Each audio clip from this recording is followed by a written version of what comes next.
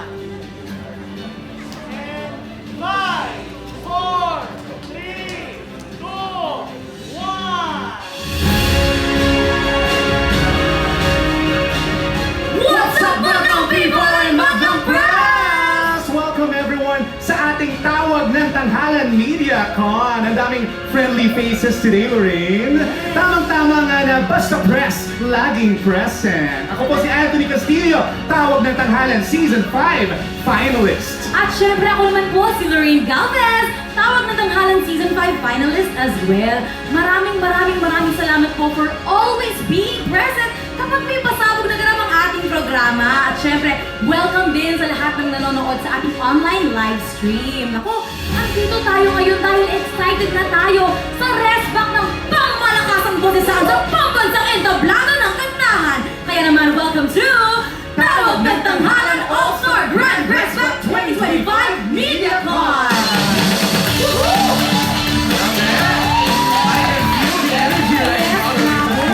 Alam mo kasi, definitely maraming magaganap this afternoon, maraming ma-reveal. Pero bago natin simulan ang lahat ng yan, magpaharana muna tayo sa Tawag ng Tanghalan Duo Grand Champion, JM De La Sorda and Mariel Monteliano!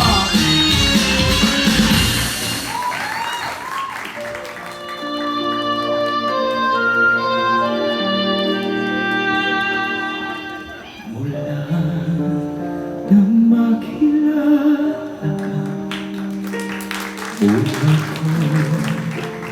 biglang iba. Kay saya ng bawat sandali, kailan may di pagbabalik.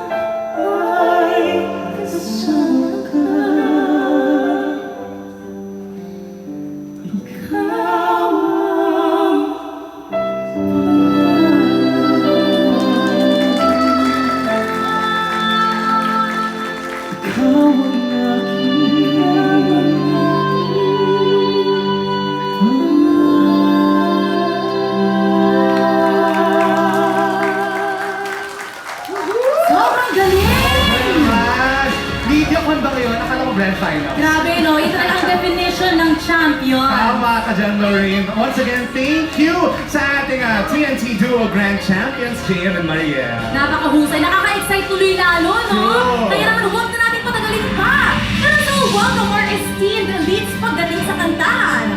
Our Chief of OPM, Mr. Augie Alcacid. The World Champion, Mr. Jet Manila. Siyempre, makakasama natin this afternoon, the OPM and musical peer and royalty, Miss Karel.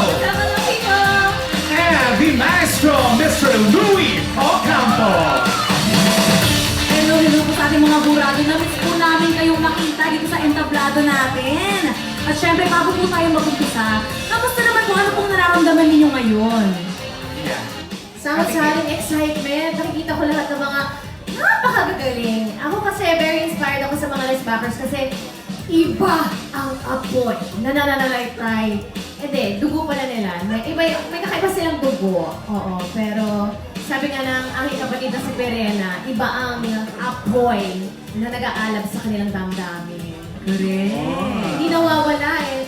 It's very inspiring to see, especially for somebody na mabilis kasi humina ang loob ko. So, kumukuha ako ng lakas sa kanila, seeing na they never give up. Oo nga naman, ba't hindi ako maging ganyan? So, they are my inspiration. So, thank you for coming back True. again and again. Tama. Love Very it. inspiring ang ating mga rest backers. Totoo. Kuya Jed?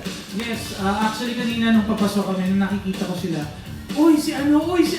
Sobrang saya ko na nabibigyan sila ng isa pang opportunity na ipakita kung gaano sila kagaling. Exciting to kasi salang-sala itong grupo na to. And tignan natin kasi it's all about the right timing, it's all about being in the right place at the right time and with the right mindset. Kaya good luck sa inyo.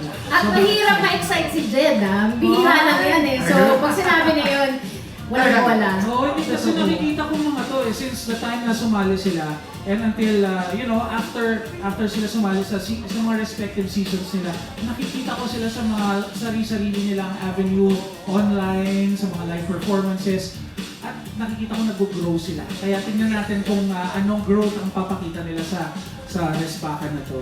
Yes, tama po. And how about Sir Ogie? Anong feeling makakita ng familiar faces po? Buti pa sila nag-grow, ano. Hindi, una-una, yes, nakakatawa yun. Grabe ka. Gusto ko lang pasalamatan si Jamie dahil kinanta nila yung song ko. That was so beautiful. Yes. So anyway, na-excite kasi ako sa format nito. Mamaya pag-uusapan natin yan. Napakaganda ng format nito.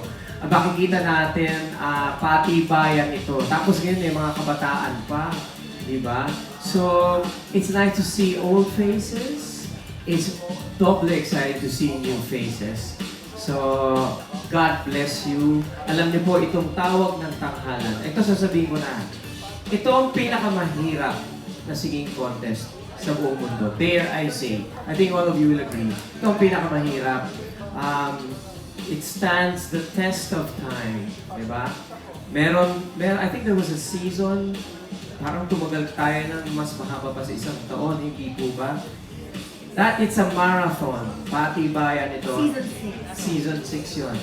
Napakatagal ng season na yun. And sino bang nanalo nun? Si Laika, di ba? So, isang taon kang kakanta. Ganon katindi yun. But of course, this is a season, a very special season. So, sobrang excited. And I'm also, I'm also hoping to grow. Yes, to grow. Totoo din yun, no? Isang taon kang kinakabahan. Yes, ang dami mong kailangan nakabangkong mga kanta. True, ang dami mong pagdadaanan. Pero ano namang masasabi ng ating maestro, Mr. Louie Ocampo? Ako naman, I'm excited and I am very nervous. Because to be surrounded by such talented people, parang, oh my God, I have to be really prepared, Parang to be part of this group. Ito yung tunay na TNT. Tried and tested. Yan ang masasabi ko. Ang titibay ng mga to, I'm sure they're all prepared. So, exciting to. Nakanervyos. So, good luck. Thank you, Sir Louie. Thank you Short so but much. sweet. Nakakaramdam pa pala ng kaba si Sir Louie. True. Kasi naman, best of the best, tapos magbabakbakan, Tama di ba? yan. Exciting. And of course, kasama rin natin this afternoon ang 48 Grand Resbacker. 48 Grand Resbackers na mula sa iba't ibang seasons and editions ng Tawag ng Tanghalan. Lahat ay magkikita-kita ulit sa ating entablado. Mga mula sa TNT Year 1, Year 2, Year 3, Year 5, Year 6 at Year 7. Eto pa nga, no? Oo. May may pahabol pa tayo. TNT Kids Year 1 and Year 2. Wow! Siyempre, nakilala natin sila sa entablado, pero ano nga ba ang pinagkakaabala nila nang muli silang tawagin ng tanghalan? Ayan. Kamustahin natin sila, Lorraine? Siyempre, bago ang lahat ng yan, may mga tatanungin nga tayo na mula sa ating 48 Grand Rest Back. That's Sino right. ang una dyan, Kuya? Oo, first question is for Jeremiah Tiangco. Hi, Jeremiah! Oh! Here's your question. Lahat ng rest backers na kasama mo ngayon ay siguradong handa ng magpasabog ng performances. Pero ano ang dapat naming abangan sa'yo? Microphone, please. Here you go. Here you go, Jeremiah. Siguro, I'm blessed and happy na nandito ako sa tawag na tanghalan kasi dito ako nagsimula. And yung lahat ng mga experiences along the way, failures along the way, nagamit ko sa mga ibang competition like the Clash and so on and so forth. And siguro dapat abangan siguro hindi lang ako kasi lahat to mismo merong areglo na panglaban talaga. So, siguro feeling ko ako magiging paghahanda ko lang yung tulog talaga kasi halos lahat yun yun ang kalaban ngayon, tulog and pahinga ng boses. So, ayun po. Oo, kasi kailangan natin yan. Lalabanan natin yun. Halo-halo yan. Kaba. Conditioning ang kailangan. Yes, preparation na True. malupitan. Ayan, meron naman tayo dito si Miss Mariel Rose Reyes. Hello, Miss Mariel. Ayan, huli ka namin nakita dito sa entablado ay TNT Year 5, di ba? Oo. Nako, sa tingin mo ba, malaki ang naging improvement mo since then? For me, ano po kasi, tingin ko naman po. Pero, syempre, hindi naman po ako perfecto. And syempre, meron naman po talagang mas magaling at mas may mga nag-improve katulad nga po ng sinabi ng ating orado na sala po talaga, as inasala talaga yung mga contestants natin. And syempre, sa mga na-experience ko din po, and sa mga struggles din na, and hindi naman disappointment, parang struggles din na na-experience ko. Siguro doon na lang ako nagkumukuha ng improvement para sa sarili ko and para sa performance ko. Ayun, ang ganda. Sinubok ng panahon. Di ba? Tama. Thank you so much, Mariel. Next question is for Kim Namenzo. Ayan. Kim, isa ka sa mga sinasabihang Queen of Respakan. Di ba? May title pala si Kim. Nakakaramdam ka ba ng pressure dahil ito ang biggest respack na mararanasan mo? There is a lot of pressure. Unfortunately. Pero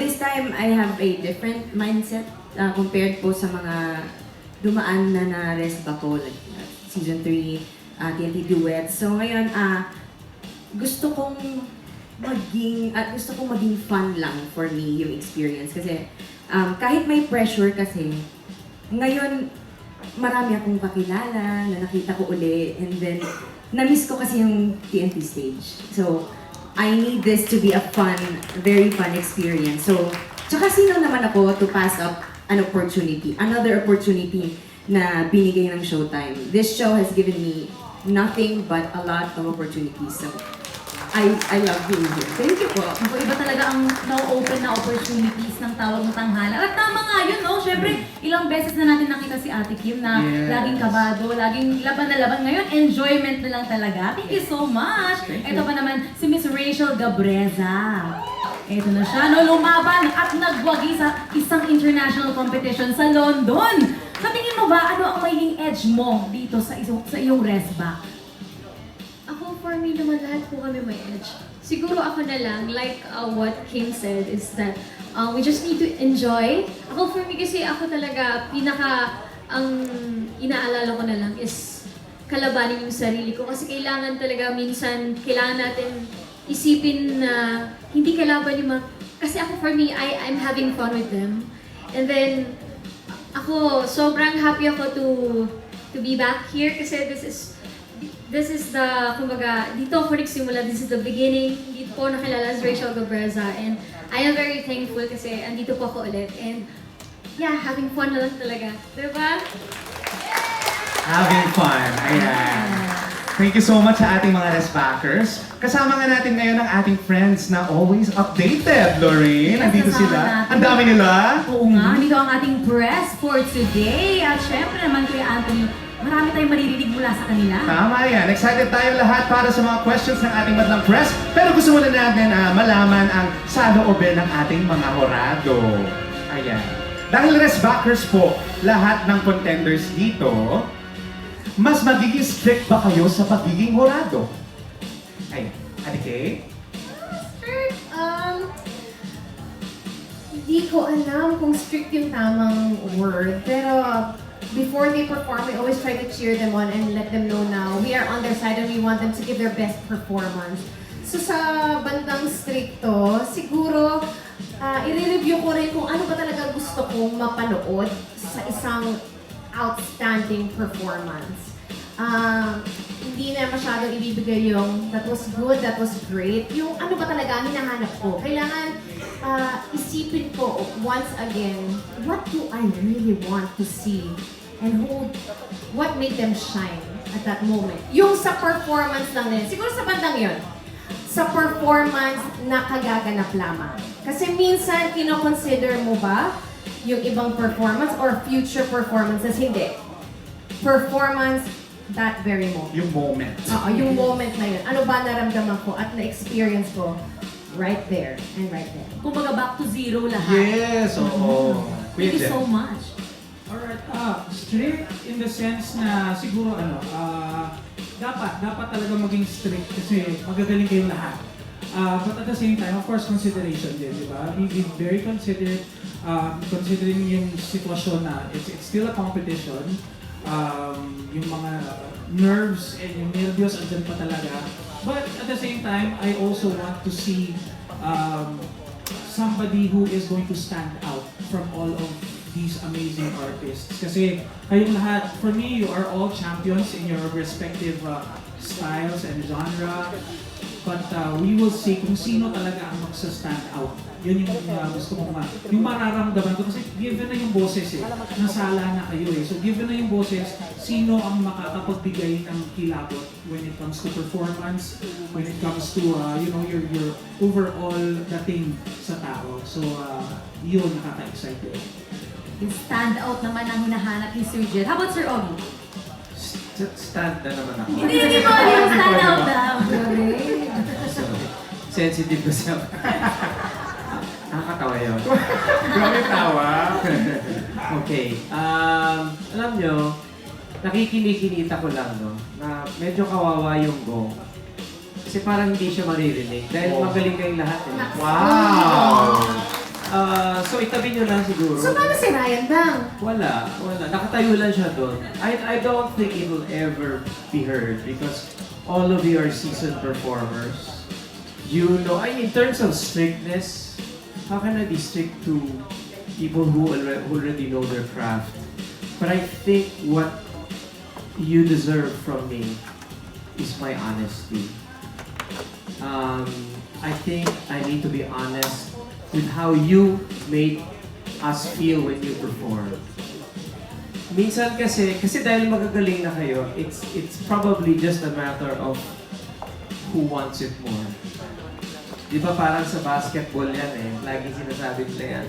Parang they wanted it more, no? Parang napagod na, tinamad na. So what I wish for all of you is the constant energy and just hunger, I suppose, yung na gusto nyo. Kasi kahit alam ko magkakaibigan kayo, pero habang nandiyan kayo sa entablado, hindi kayo magkakaibigan. Kasi isa lang ang mananalo. Tama po ba ako? Isa lang ang mananalo. Tapos noon, friends kayo ulit. That's just the I guess the dynamics of this competition. However, but just the same, it's a very, very exciting time for Tawag ng Tanghalan, and I'm honored to be once again called the Jurado. Yes, Thank you for so joining much. me. Thank you, Sir Ogie. Isa-set aside muna natin ang friendship. True. Buka At muna. hindi bang, hindi. Ay, hindi ba nagkasali? Huwag tayo, hindi tayo. Friends pa rin tayo. Pero hindi magagamit ang gong. Wow. Hindi Dahil sobrang magagamit galing nila. ang gong. Sir Louie?